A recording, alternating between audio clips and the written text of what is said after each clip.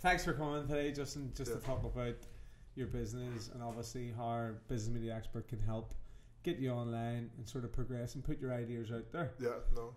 When we saw you, obviously, we saw what you're trying to do. You're trying to introduce people to healthy way of life, basically, and about how you can help online training and sort of give them your expertise.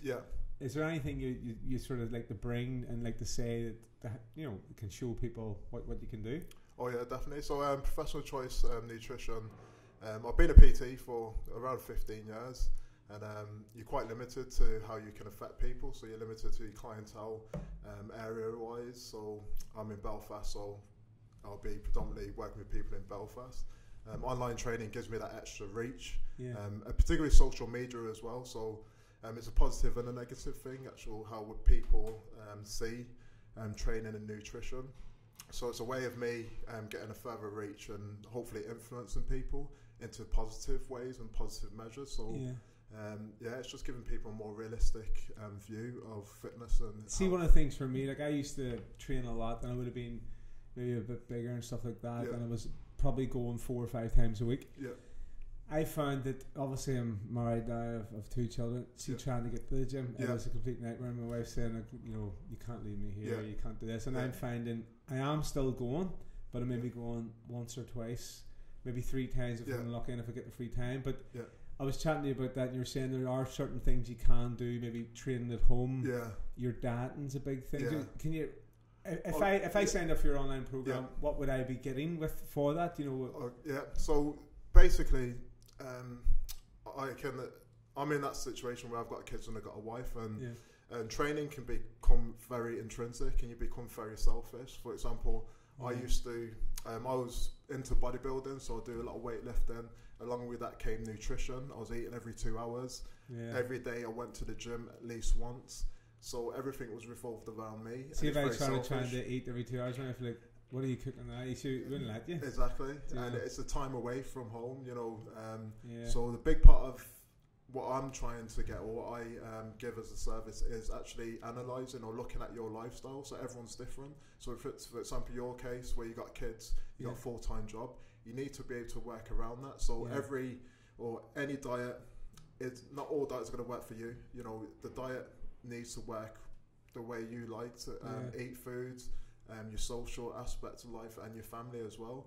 So if I was to introduce you to a really strict diet which needs you to eat at a certain time, and I can't eat with my family, it's not going to work. It's not going to work. So big part of it is me looking at your social aspects and how you've been eating in the past, and I look at that, and then I produce a plan around your lifestyle. So one of the biggest issues I've seen within the industry is personal trainers, online coaches prescribing plans, basic plans they've got online.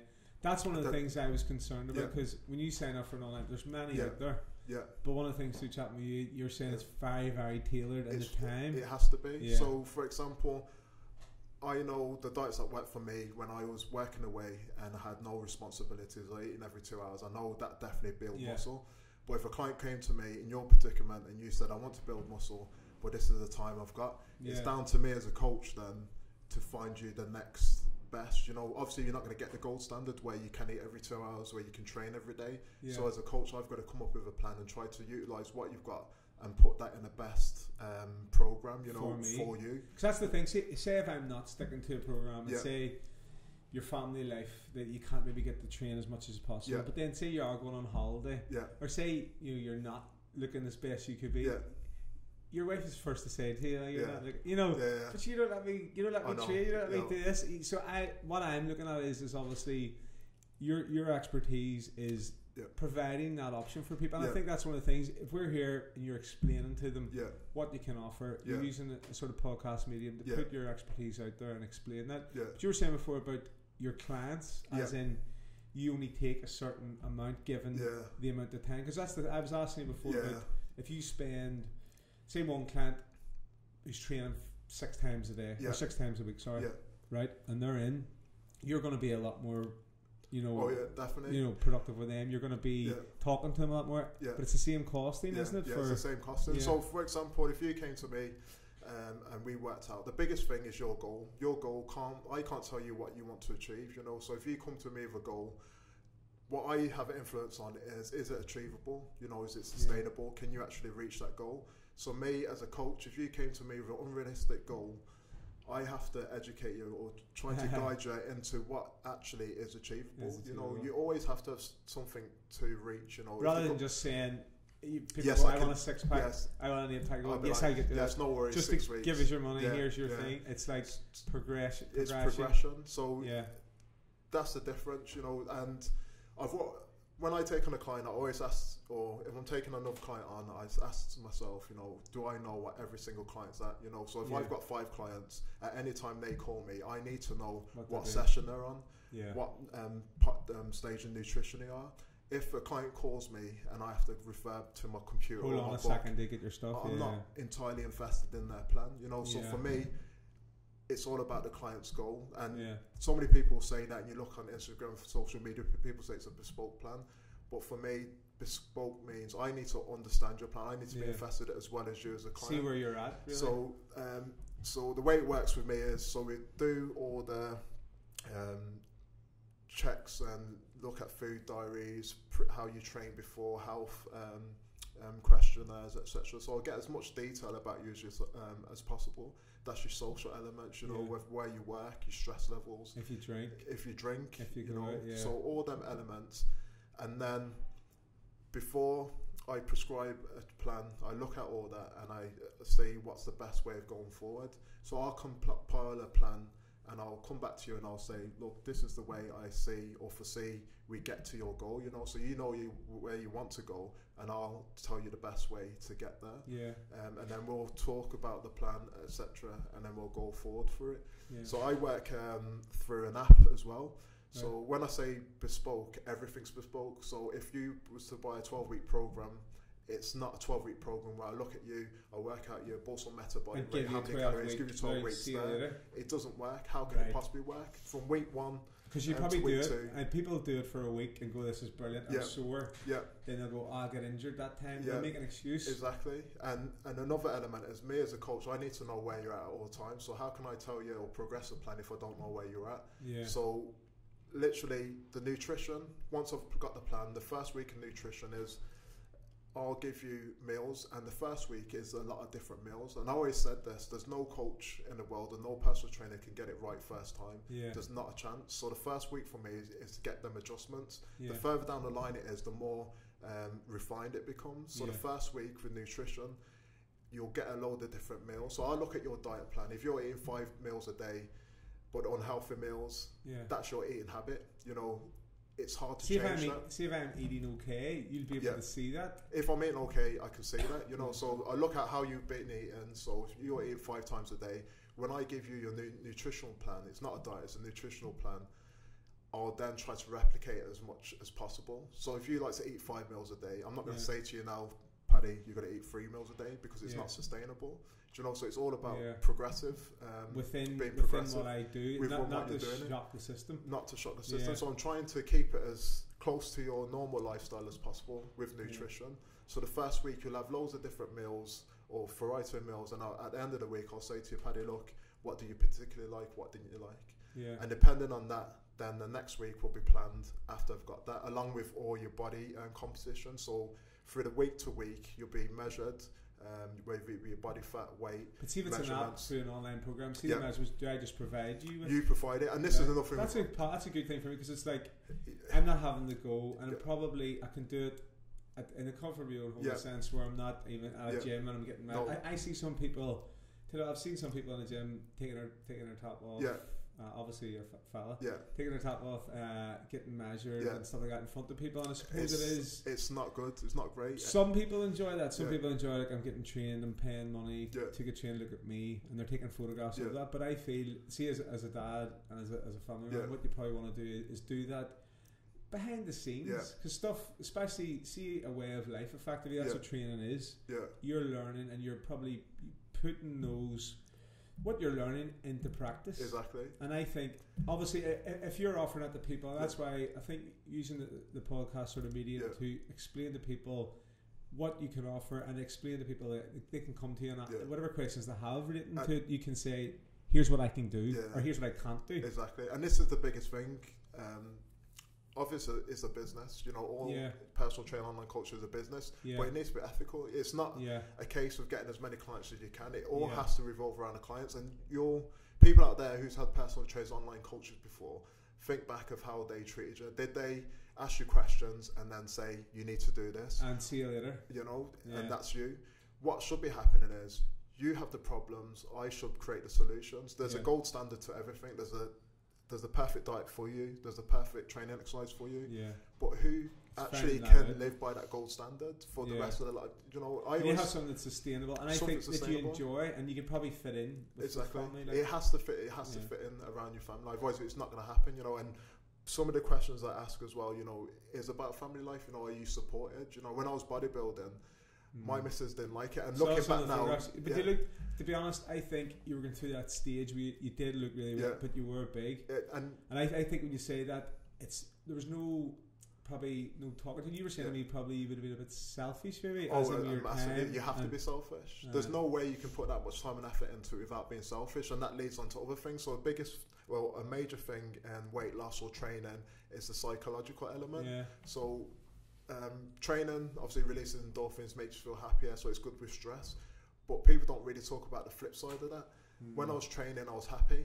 If I was to miss one meal through work or something came up, I'd be raging. If I missed one training session, I thought, oh my, I've lost so much weight. That's psychological. It's psychological. I think people go, especially about, say, if you're feeling down or feeling anxious, train to this. It can be good, but then that can turn in an extreme. You need to look at the negatives as well. So everything needs to be balanced. So looking at training exercise, you use it as a tool. You know, if that's not a final product. It's not a final product. It has to be. It has to be a tool. You know, so you can't get too. Although you need to be invested with it. You know, you need to realise missing one training session isn't the end of the world. And if you're thinking of it in that way, then that's not a healthy psychological way of thinking about it either. I think I had to stop that where I was training maybe let's say 3 or 4 times, maybe 5 times. When I wasn't able to, it was a sort of gradual progression where it was like I was maybe a bit angry, a bit annoyed that I wasn't getting. But after a while, I accepted that and said, look, this is my life now. I have to adapt. And I think a lot of people are maybe getting that stage. Like you're saying, a lot of your clients are maybe 35 to 50 or whatever. You have families and they can't get to the gym as much. Exactly, and I think I've gone through a lot of fitness training. Starting off back in the day in my bedroom, you know, lifting my dad's weights and stuff, looking at magazines, thinking, oh, that's what I want to be. And then went through a running stage and fitness stage where all I want to do is run. And then the latter stages, mid 20s up to my early 30s, all I was concentrating on is weightlifting. You know, everything was about weightlifting. So did you do all the running before? Yes, I've done it, Probably that helped in a sense where you had a good background. Oh, definitely. And for me to say there's a balance that you need it, and I think the healthiest I've ever been was when I had the transition between CV fitness and bodybuilding, where there's a mixture of both. So I'll never put on too much size, but I was still doing cardiovascular stuff, and I felt great. And you felt good, fit, healthy. Then I dropped the CV side of it, thinking, well, I'm losing too much. Yeah, you're losing too much. I'm burning a calorie here, so that's gonna, you know, I'm gonna lose an inch off the arms, you know. But then I went into the bodybuilding phase, and I thought, yes, happy days. That's where I want to be. But deep down, I knew, you know, you're going up flights of stairs and your shins are burning. You know, you're going walking down the shop because you're out of breath. You know, so you look fit, but you're not fit. You know, there's different components to fitness. Fitness isn't just aesthetic. You can look fit on the outside and be terrible in the inside. Healthy, and you're and it took me going through that journey to realise, you know, and it's good that you've done that, because I think you ever see a lot of people read and go, oh, you don't want to be that size. But they maybe haven't been that size. They actually haven't lived it. They haven't lived it. You know, so I can be. Would you advise somebody, but say someone, you got a client coming through, maybe 18, 19, wants to be a bodybuilder, would you take them on as a client, or would you say, listen, what to be honest, I'm more interested in health and fitness, you know, and I've been there, so I could help someone achieve that, but I'd have to be open with that client to say this isn't the healthiest lifestyle. Yeah. So from what you learned, from what I learned, you know, so you can do it, but you're taking something to extreme, you know. So bodybuilding an extreme. The same thing as I would say about long distance running. Yeah. Long term, it's not healthy. You know, you see these people. It's not good. You know, in that sense, but it's an extreme. You know, so having a happy medium, it's got to be the way ahead. You know. Do you think training, a lot of training, is extreme? Is like a lot of people will go, oh, I'm going to take up cycling. Yeah. Then they're out all the gear. They're cycling doing 100 miles. A lot of specialisms are extreme, but then you have to be. You have to be. For you to be an expert at something, it's 10,000 hours of practice. Yeah.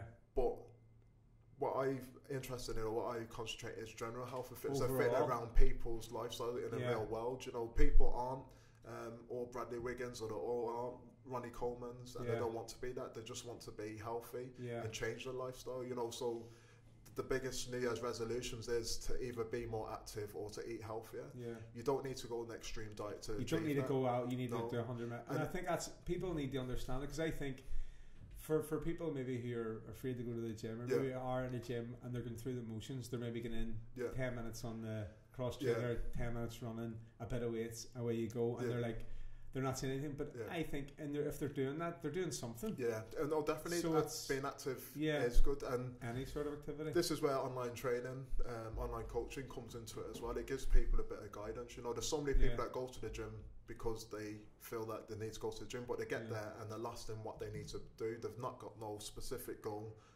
to get to. You know, I keep going back to goals, but if you haven't got a goal, if you haven't got a target, how do you know where you're going to go? See, a holiday, I was saying about a holiday, if you have a date booked, and you know, right, that's my date, I'm going to work hard, I'm going to push everything to get to that point, and and then you go on holiday and you eat like a horse. But I suppose it gives you something to look forward to. And but this is the problem with all these advertisements of people being in perfect shape, and it's not realistic. And if you look at them, some of them are genetically best where they could walk around like that all year, but predominantly I would say people are dieting down for photo shoot, for photo, and or they're dieting down for competition. And that's not healthy. Maybe it's not healthy. I was saying about the hydrating your body, like maybe 6 liters of water a day, and then go down to not, and then so you look shredded, but then 2 days later, once you've got the water back on in your system, you're just normal. You rebound from it, you know. So it's not healthy. It's not the way. So people get illusion. And for example, for me, as an aspiring bodybuilder, not even an aspiring bodybuilder, wanting to put on size and weight. That's what I was obsessed with: the transformation, not the end products. Yeah.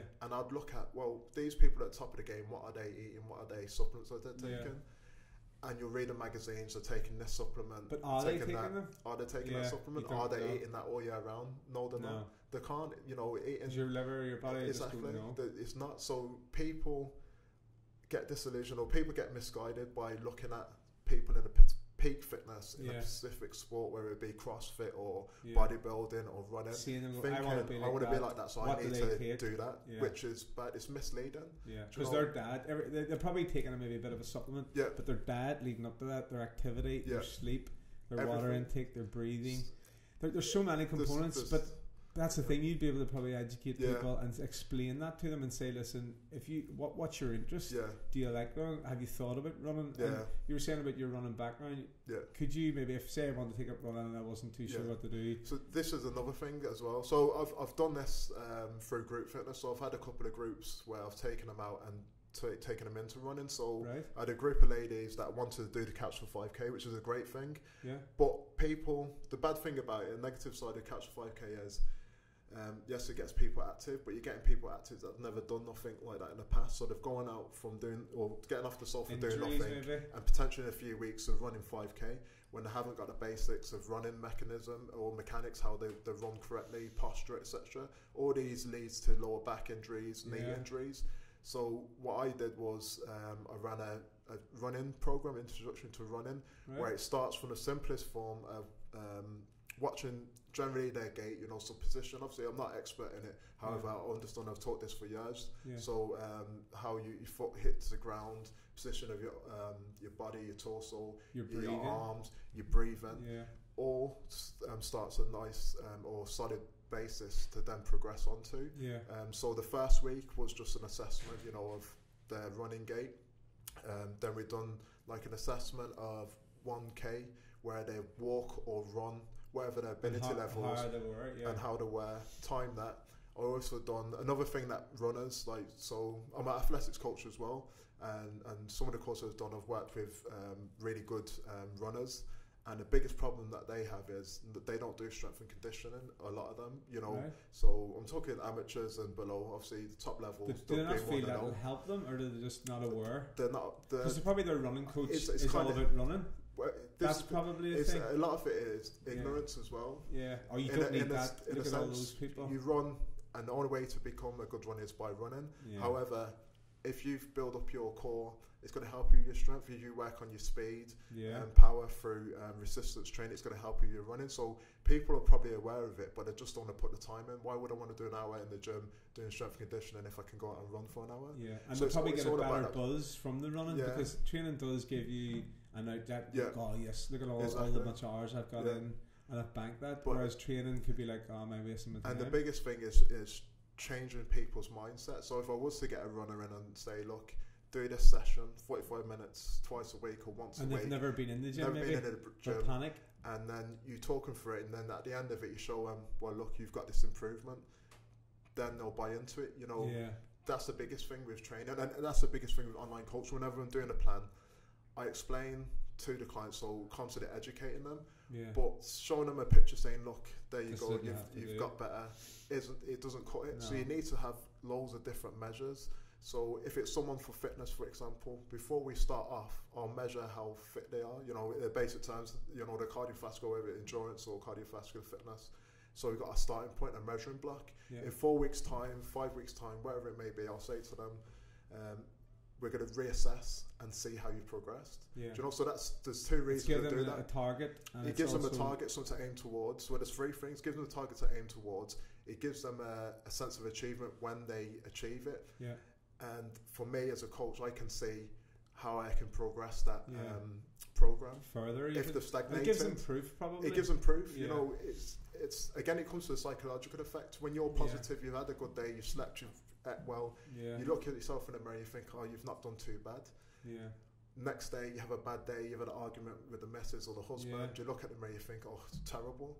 There's nothing tangible there. You can't by looking at yourself, you know. But if I've written down or checked my body mass, my body fat percentage, or I checked my size through measurements or my weight, and you've got different ways to measure it, and you can say, well, no, I don't think I look great, but I have lost an inch around the waist, so I have progressed. So it's a good tool for me, and it's a good tool for the clients. And with a goal, you have to have the long-term goal, but you need to have smaller goals within that. So going back to your incremental, it just means then you're not going, I want to be there to there, because people will fall off. And the thing is with people, they do want an instant. And I think some people they want to train for a week, be so, and go like, why am I not getting bigger? This is a negative thing. The negative effect that all this it's media, people, it's the media and the supplement industry, how they can say to people, well, if you take this will progress you so fast. If you do this, you know, all this 30-second abs, this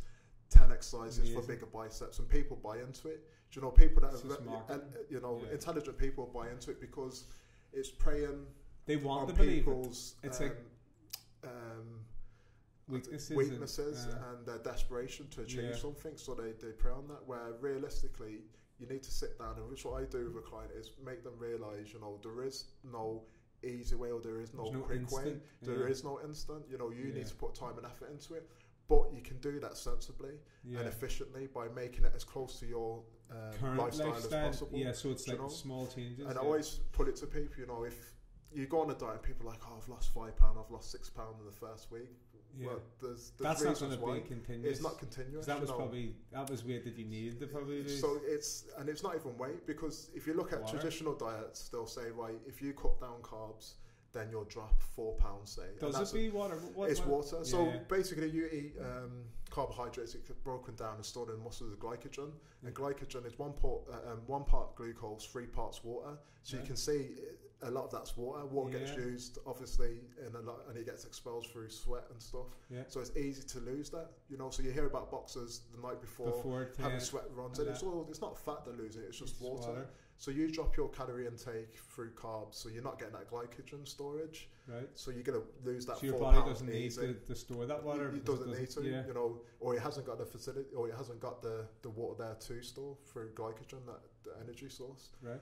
So that's where you get the initial drop, and then there's loads of people at home will realise they've done a 10-week diet and they've dropped loads, and then they'll go back to normal eating, and they'll rebound straight up. So your body becomes super absorbent to the glucose. There was a thing I was reading about dads, like where if you don't lose weight or keep weight off for, I don't know, it's 12 months, your body will just revert straight back. It does, yeah. It's like, and that's, I suppose, what you're teaching people is a healthier sort of way of life, and a directed way of life, in a sense, probably something you've been through, and you have the qualifications, the experience to, if they have a rebound or they hit a bump, you're there on the app or a phone call, you can say, listen, here's what you need to do, we'll go back from the start, don't worry, you haven't lost anything, you're still progressing because you're still here talking to me.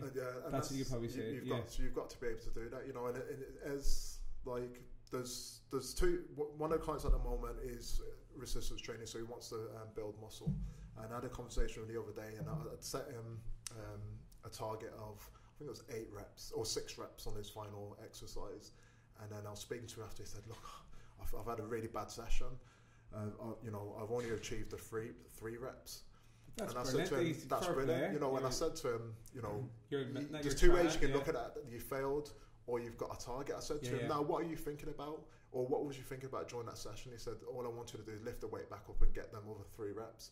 And I said, "Now, what have you got?" "I've got a target and a desire." So you've got a desire. So next session, he's already motivated for it. So you need to look at. Again, it goes to goal setting. You know, you get little tiny goals. It might be to get that 3rd, 4th rep, but it's motivating you to attain mentally it. Mentally, you know. See, one of the things that what I noticed as well, especially see if you are training, and I get on well with a lot of people who go to the gym because they're very like-minded. They always have a goal, they have a desire, and no matter what they do, they put their mind to it. They're there for a reason. They're there to try and get fit, get healthy, for whatever goal. And whether that's to go out and get a girlfriend, to look well in their clothes, or whatever. People have different, obviously, end goals. Obviously for me and for a lot of your clients, it's just general overall health. See about food, about something. I'm a vegetarian, which basically means past year cut out a lot of meats, and I've been taking a lot of natural supplements like turmeric capsules and hemp oil. Just through speaking with different people, it's an interest that I would have. But are you seeing a lot of people growth towards that now, like healthier eating, like veganism is a big thing, vegetarian? But if you got a client who was vegetarian and was vegan, would you be able to direct them as to their types of food to eat and types of training they could do on certain days? Definitely, like you'll see it more now, and it's so publicised and people jump. But it's good that people it's good. They're making people more aware. But the downside of that, people will be trying to diet veganism or vegetarianism, and they're not entirely sure what nutrition is. Before they even the diet, they don't know what nutrients they need in their diet. So if they used to cut out meats, for instance, they need to be getting that elsewhere. They need to be getting, and they need to know what they're getting elsewhere. What does meat give you? You know, do they know that they need B12s, they need potassium, iron? Do they know that? So people not jump on a bag, but they'll change through ethical reasons or health reasons, and they'll go to a diet and they'll try it, and they're not doing it properly. You know, just and through lack of knowledge.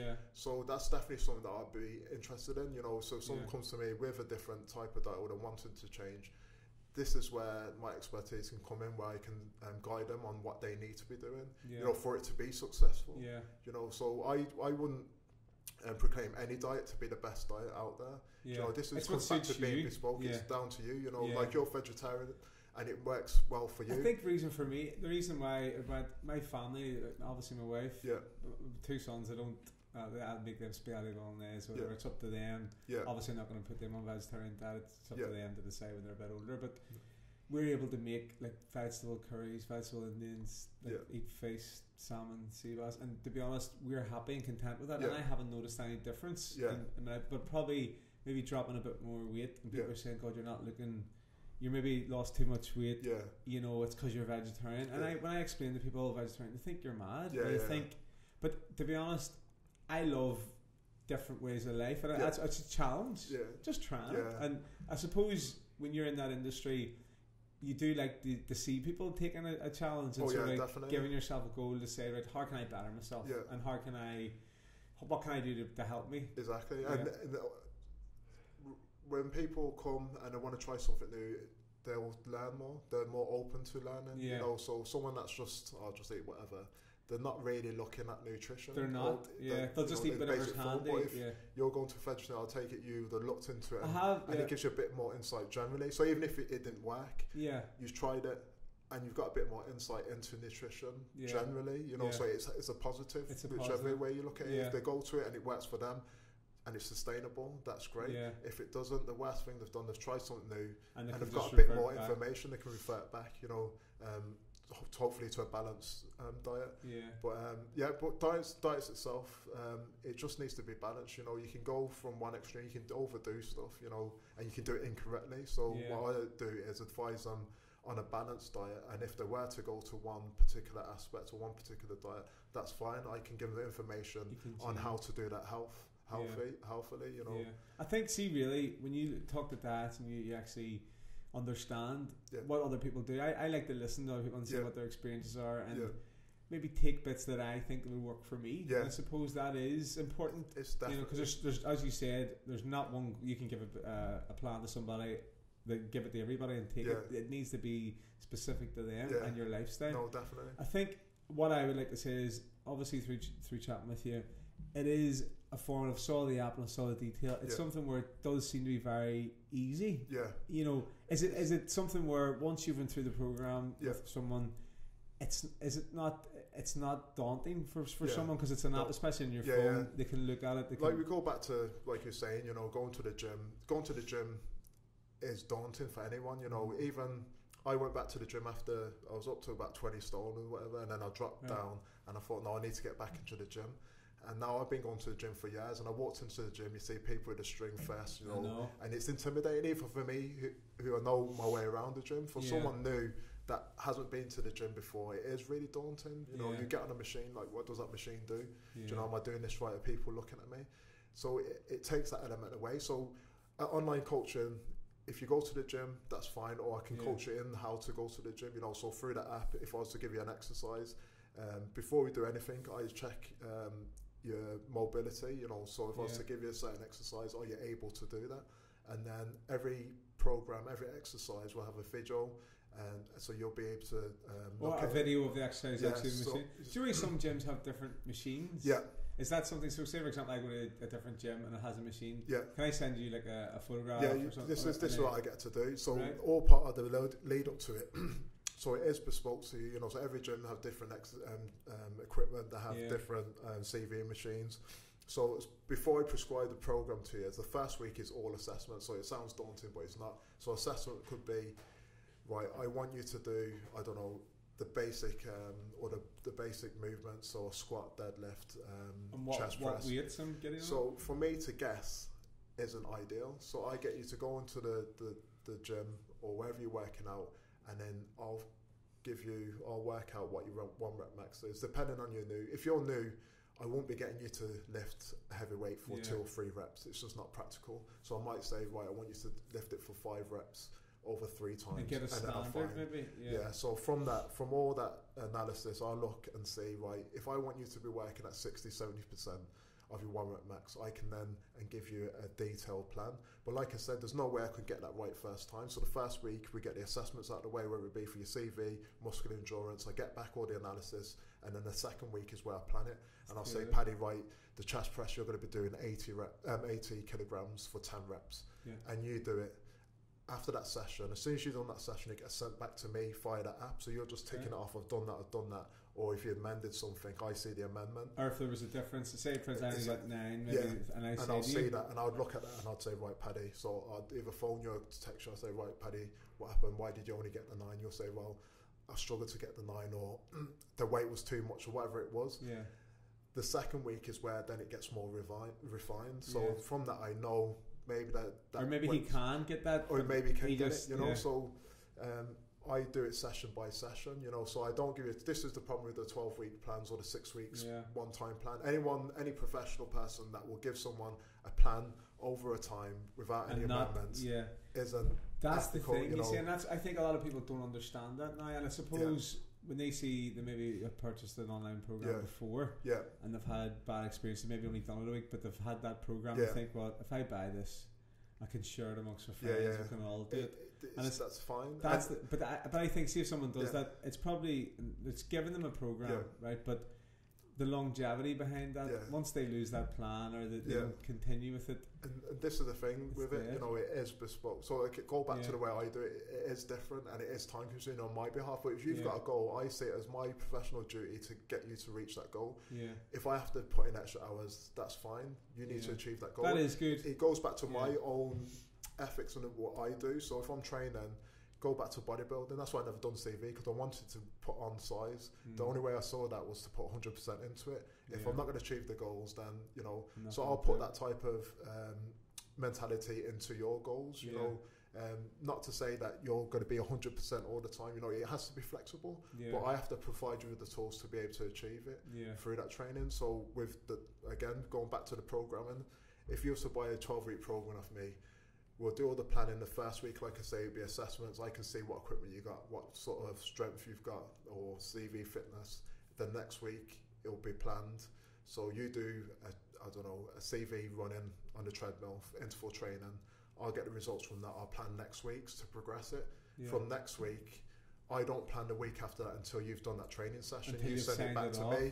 Say I don't. If I do get a program and say one of the weeks something happens, you get sick or something. What happens there? This is where the flexibility comes into it. So for me, I can't give you something and say you have to do that. You know, if you come back to me and say, well, I've got a wedding, I've got something, I can't do it that day. Well, that's not your problem. Essentially, it's my problem to program that in, you know, to not let affect your end goal. And this is where my side comes into it, the expertise comes into it. So I need to be able to adapt to your lifestyle as well, not just set a plan and say there you go, you need to do it. And then shout at you if you're not dedicated. Well, do you not want this? And I suppose that's some people are afraid of. Give an example. If you get an online coach and you feel as if, right, if I don't do this, am I going to get not as much in trouble, but am I going to let them down? And I suppose you're in it together. Then you're in it. You've got to be. But on the flip side to that, like we were speaking earlier about the food diary. So before I do a nutritional plan, I need to know,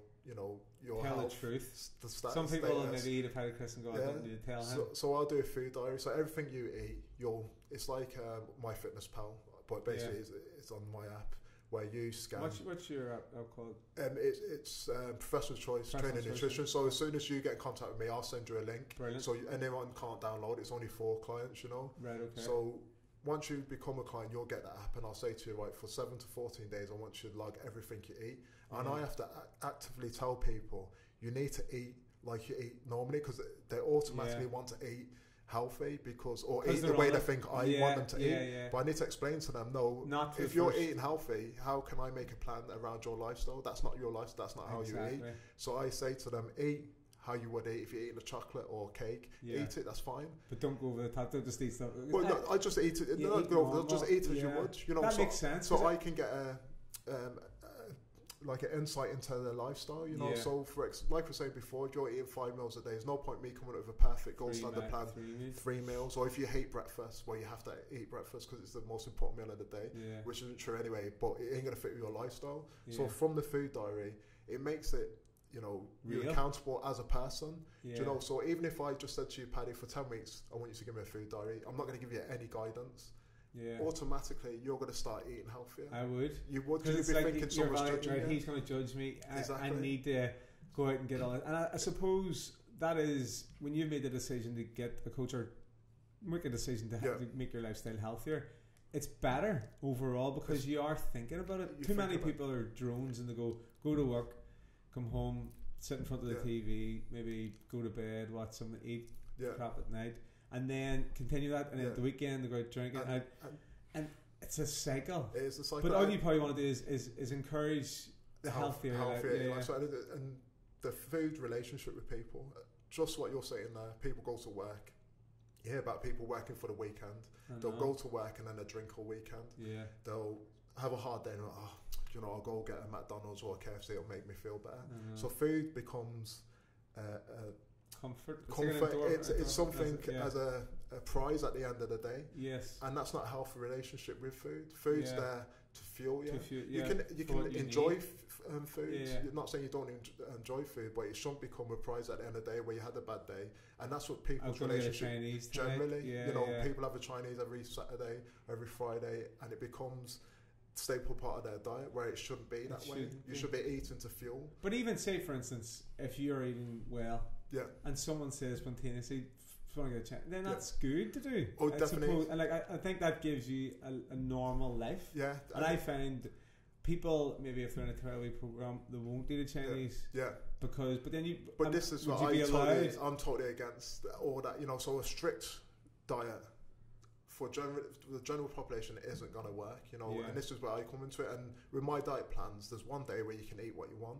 And you've got to look at, or the way I look at it is the overall calorie consumption throughout the week and day to day. Right. So if you're eating healthy all week and you have a Chinese on a Saturday night, people think that makes you fat. It doesn't make you fat. What makes you fat is eating rubbish continually throughout the week and then having a Chinese. So if you're eating healthily throughout the week and you have that Chinese, people have, again, it comes to the psychological effect where they think, I've just ruined my diet. I've had clients say that to me, I've ruined my diet, and I'll say, no, you haven't ruined your diet. If anything, you're just being normal. Be normal. Because you don't want to be seen. Say everyone's going to change, I'll just take water. It's like having a child and putting a toy in the middle of the room. You can't touch that. It's constantly there. It becomes fixated and with then it. it's not sustainable. Whereas if you left something in the room, you didn't say nothing to the child and he's playing away, he's not even going to notice it's there. If you become fixated on something because you can't have it, it's got to become a mental thing. So if I say to my clients all the time, look, you need to stick to the diet as much as you can. But if you're feeling, or you've had a bad day, or you've rushed for time and you've had a cheat meal, cheat meal, that's fine. Just log it in. Yeah, that's where I come into it again. I can probably see the calories, and then I can amend. I need to reduce. I can amend them. So if I see one day you've went over your calories by 1,000 calories or something, I can say, Paddy, look, well, what's happened here? So the psychological reasons behind it. Yeah, and then I can adjust the plan. And this is why the standard or the generic plans don't work, because they don't take into consideration people's lifestyles, and that's the biggest reason why people give up, because they either become bored or it's too hard. Not interactive. I suppose interactivity is a big thing, because it's as if someone's holding your hand. Definitely. You're not just getting a plan and away you go, and it's up to yourself. I suppose a lot of people have questions. Like a lot of people, even myself, would have a question. I've been doing this for the past probably 5-6 months now, intermittent fasting, as in, so I don't eat my first meal until 1 o'clock, lunchtime, and that's from say 7 o'clock maybe the night before, just after dinner, and have a cup of tea or whatever. I explain to people that, and people are like, "There's no way I could do that." And I don't know if it's right, but I notice for me, I don't be hungry until, and then when I eat my breakfast, sort of lunch, 4-6 lunch, I'm enjoying it, and I'm sort of full up. But I think in me doing that, I'm trying it for a while and see, because I'm interested. But if someone came to you and they say, like, I want to do intermittent fasting, can you that's fine, and you'll accept that as part of, if that's fine. And the first thing I need to do is educate them with it, so they can do it properly. Do you know about it? What do you know about it? So any diet you do, whatever diet is, whether it be a high fat, low carb diet, or or frequency of eating, like intermittent fasting, it all restricts the amount of calories. So at the end of the day, you got two people on two different diets. If they restrict the calories, they're going to lose weight.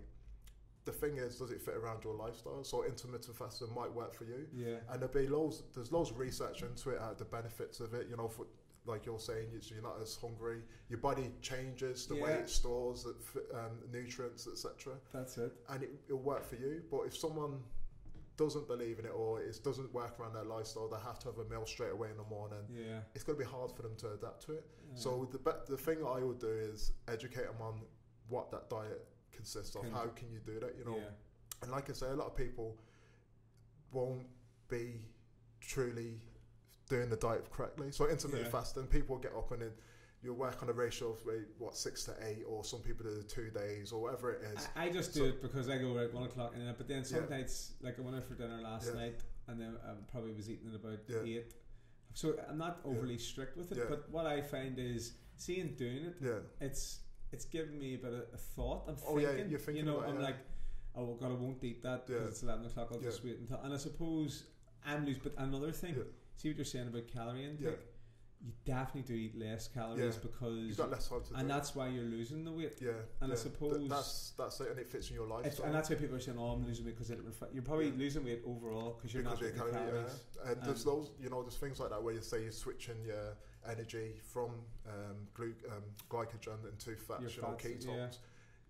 And on the long-term studies, people lose generally the same amount of fat. Right. So it might increase the fat burning initially, but it will then plateau out where you earn it. But see why they say that intermittent fasting as well. But another thing and a big thing I'm looking into, and I suppose you are as well, is like the inflammation of your body, and that's where turmeric.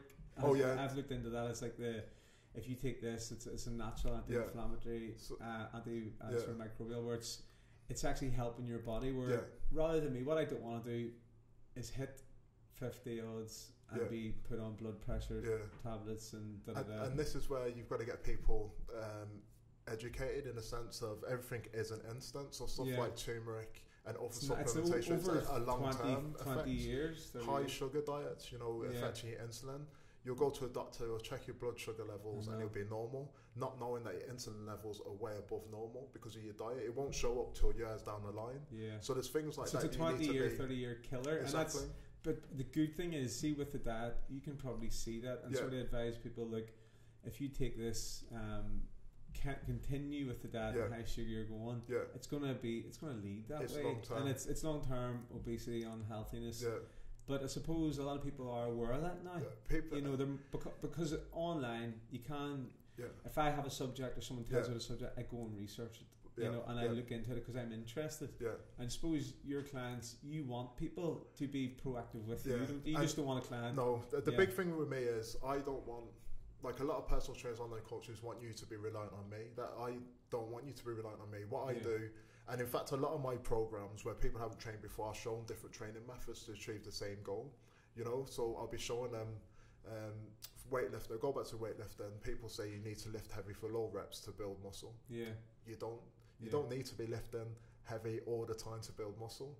My programs were never evolved or revolved around lifting heavy for the whole session. There's reasons behind it, but there's other methods that I can use to get you to gain muscle. It's the same with weight loss. There's no one set way. There's different methods, and it's finding, and that's the advantage of having an online coach or a coach in general, is they can show you different methods. I can say, Paddy, this is the way.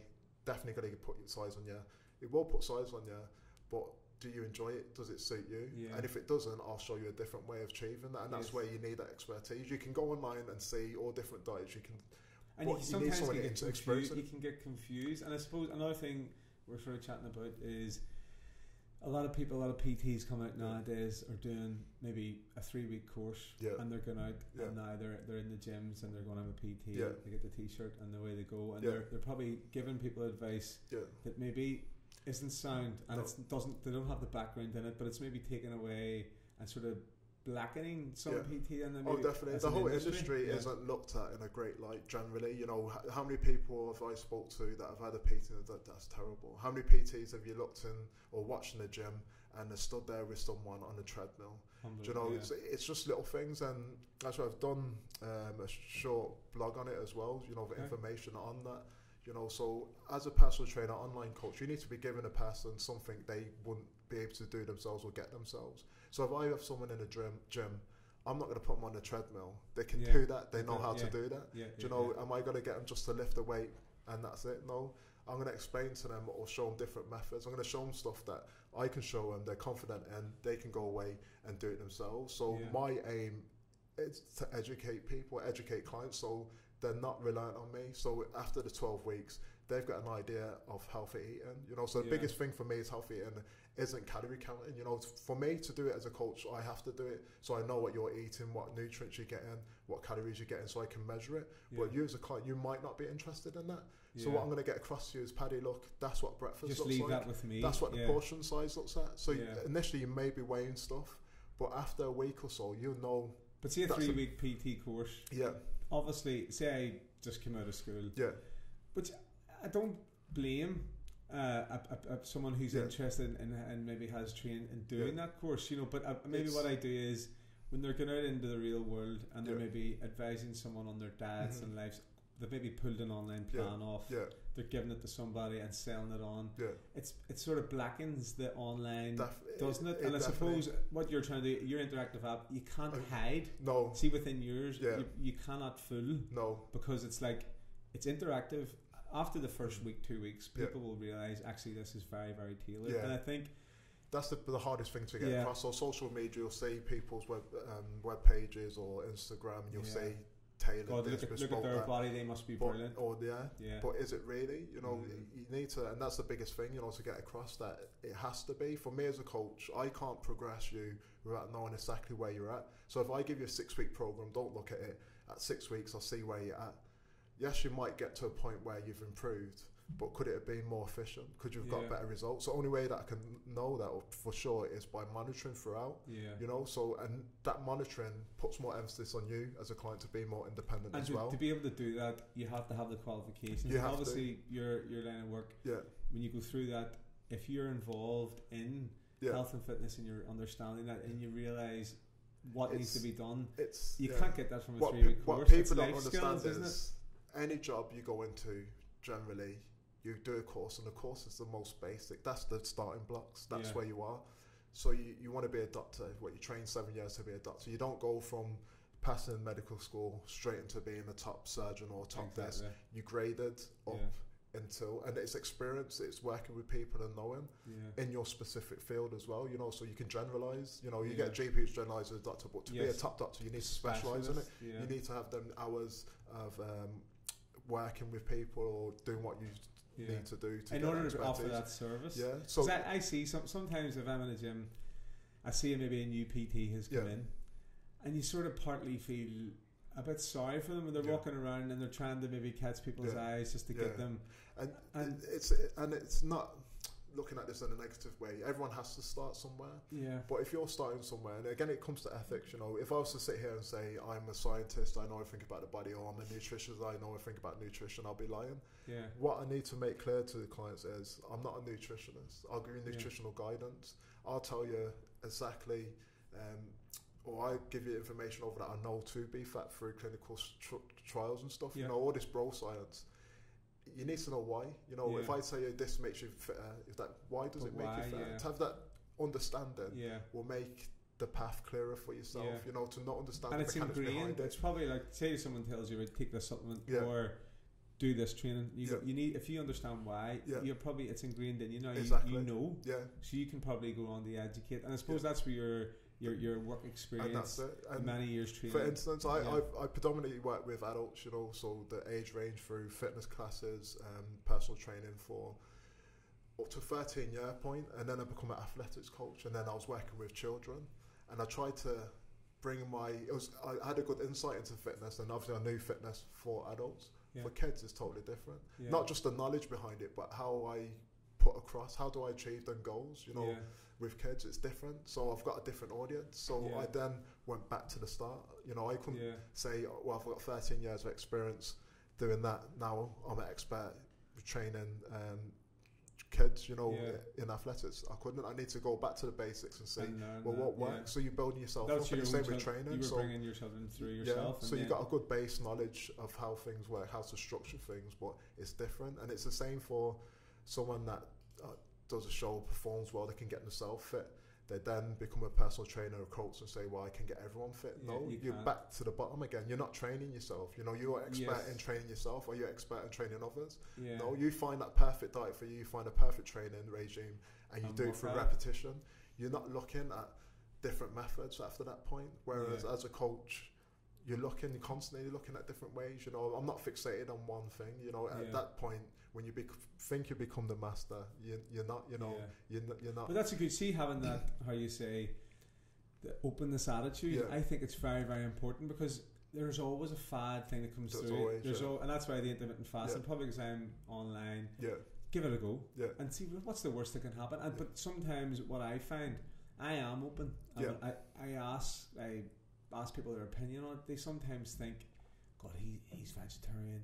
He's intermittent fasting. God, he's losing too much weight or whatever. They automatically tar you because you're not fitting with the society of conforming. Because you are thinking, and I think so many people are doing that now. But see, if I have the support of an online trainer who's given me that. Look, you are doing the right thing because you are progressing. You're still training. Your fitness has gone up. You're doing it well. I suppose having that backing helps people, and it's only a matter of time before people start to realise that they can't go on and continue to eat fast food every night, drinking at the weekend. And the big thing, people are aware of it, but it's just society in general. It's easier, it's cheaper to eat bad, you know. So it's finding a way for a client personally to make that transition easier for them, and that's my job. That's what I need to do. How can I make you transition from eating them rubbish foods to having a convenient, healthy meal that suits you? And it's not one size fits all. It has to be personal towards you. I think that's the good thing is with that, you're informing people that they're not on their own. And I suppose client wise, obviously people can contact you through your Facebook page, through your Instagram, and through YouTube, things like that, and through your website. But say for example, after this video, people got to know you, and they said like you had 100 inquiries. You probably couldn't take those people because, as you said, like I said, the biggest thing for me is, do I know where everyone's at? You know, I only limit myself to a certain amount of online clients. It is time consuming, you know, and dependent on the client and their goals. You know, I don't think a lot of PTs would be like that. Which because it's not really for me. It's not a monetary thing, you know. Although it's a business, obviously you need to make money. But for me to put a name to someone, I want them to be invested as well as me, you know. So if I'm telling someone to do something to get somewhere, I need to be able to give them all the tools necessary and make it as easy as possible for them. Dedicate your for them to achieve. That's a good reflection of me, you know, and you know my profession, rather than taking on as many clients as I can, because it's not going to work. I won't be able to do that, so I limit myself to a certain amount of clients, you know. So like I say, if I don't know what training session you're on today or what nutritional plan I've got too many clients. You know, I need to know exactly where you're at. You know, so if you phone me or text me, Justin, I did this today, I need to be able to think, oh yeah, he was. See if it's not getting on. Say you have a client in, do a good 12 weeks, or maybe they try their best, but then they fall off, and you can see maybe a change in their attitude or something's happened. They're going to do you drop them, or what do you say to them? Do you say, look, evaluate? I have to be honest with them, and before I start, online coaching isn't for everyone. If you're not motivated and you're not dedicated, you're not going to achieve it. I wouldn't take you on in the first place. You know, for someone. Can you see that from an initial conversation? I can say you lose so many people at the start. If I say to you, people generally say, "Oh, give me a training program." You know, in the gym, you see it.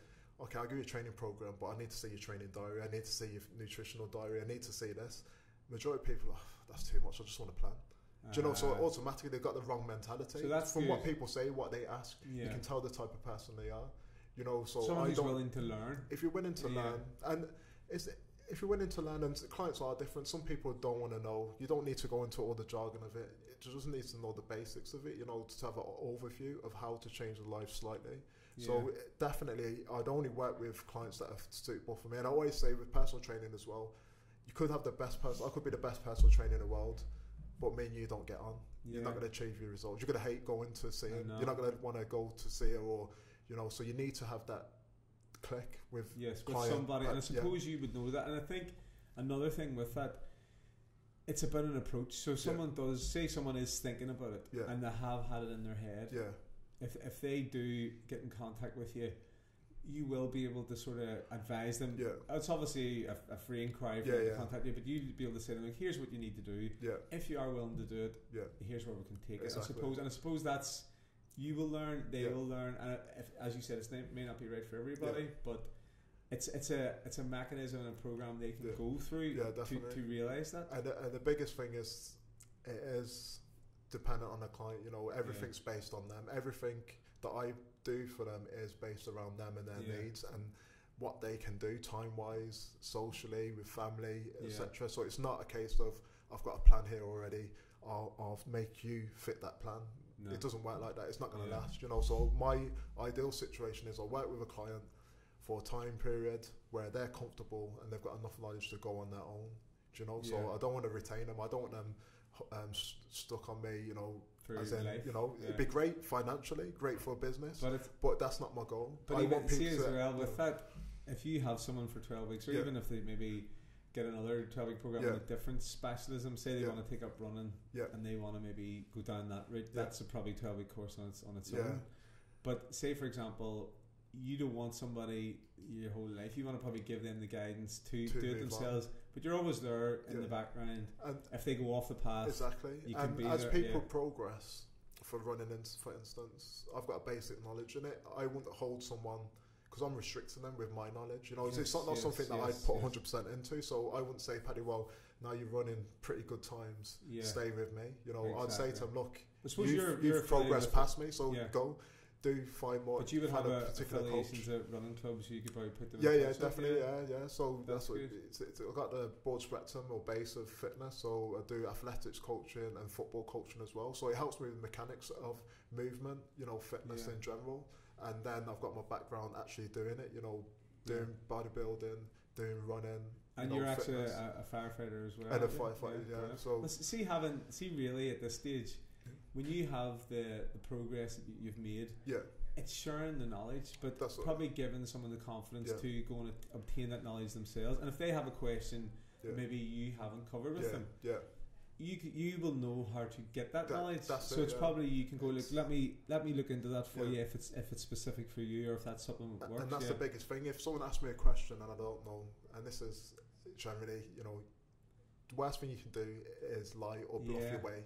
As if And when you go and research it, and well, that weren't right. He's talking rubbish there. Yeah. Our trust is lost, you know. Rather than saying, "Paddy, look, I don't know what I'll do. I'll go away. I'll find out." It's my job to look at that, and I'll get you that specific knowledge. And that builds up my knowledge base, you know. So I'm looking around, and as I talk to people or new clients, you're constantly learning of people. You know, what did you do? Have you had a PT before? Yeah, what did they do? Well, they did that. I don't offer that. That's a good practice. I might incorporate that. So you've got to be learning as a coach. You know, because especially as we said, dads change fads, but you've got to just the basics. You know, even go back in the 50s when they'd done the studies on fats and saying it gives you heart disease and now realise it's a lie. It's a lie. You know. Then, who do you trust? Do you trust your own body? I know.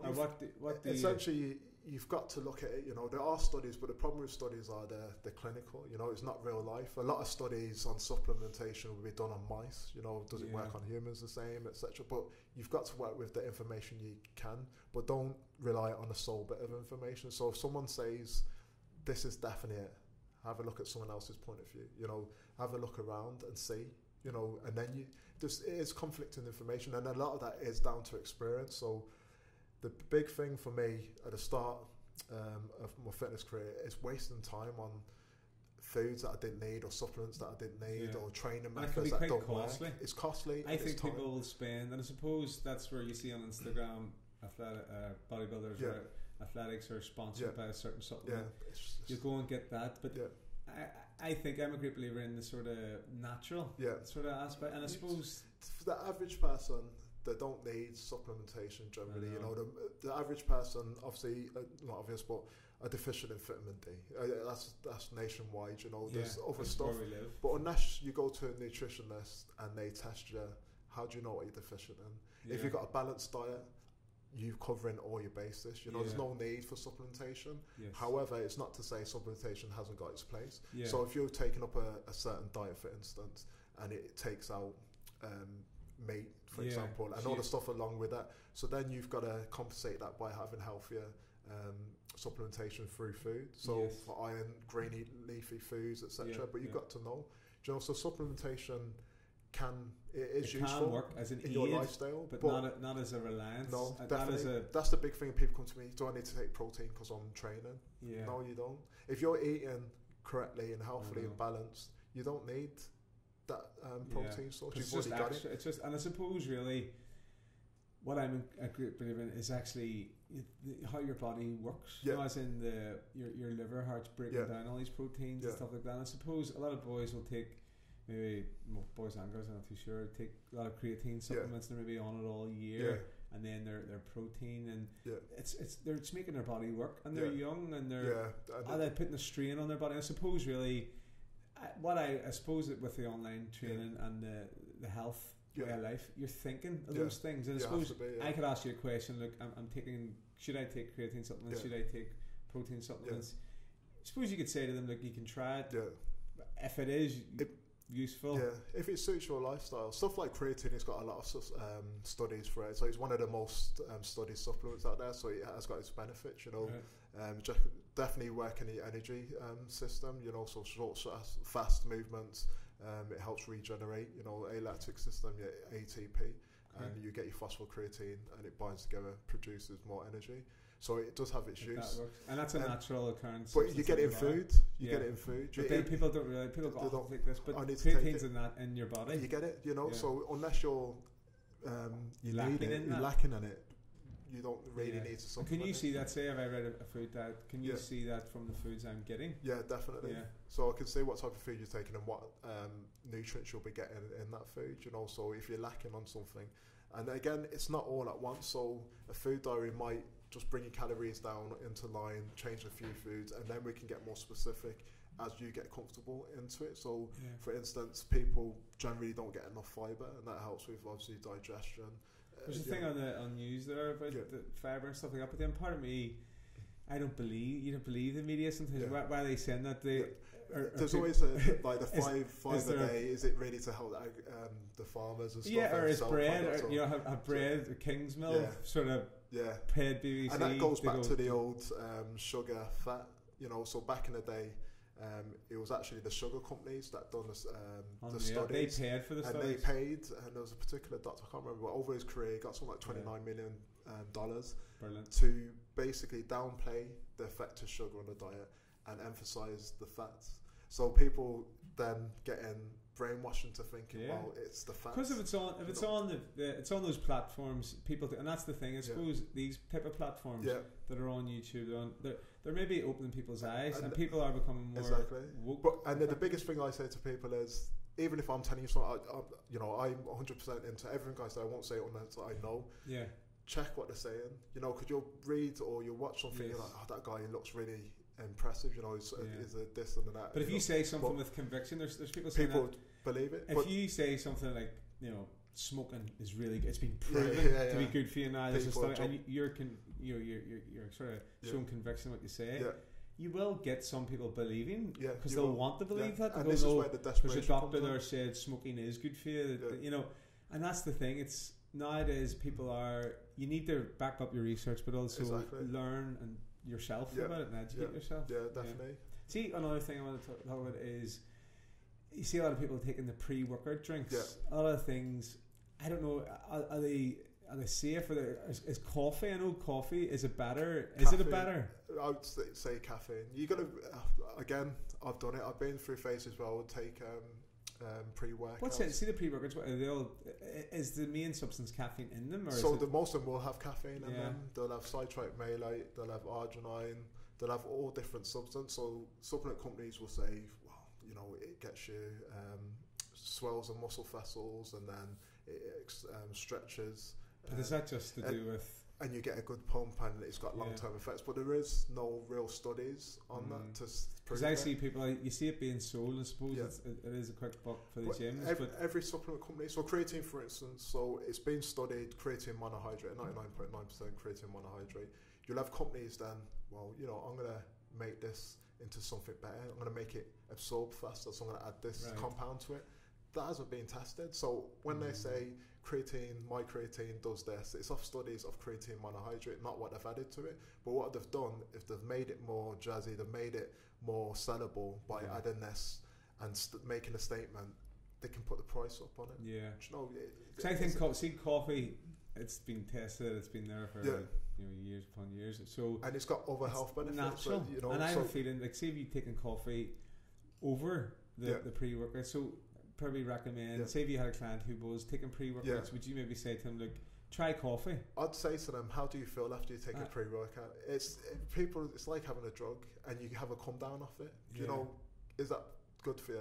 Having a come down of a supplement that you're having, you shouldn't be feeling. Well, you're trying to go to the gym to be healthy, then you're getting a come down from. It's not, you know. And a coffee, obviously, you can get. Maybe people say they do get withdrawals from coffee, but if you're utilising that as part of your training. To help you, if you do need that, if you need that lift, it's not. And you've got to look at what else is it doing. You know, it's got a dual purpose, so it's got to help you.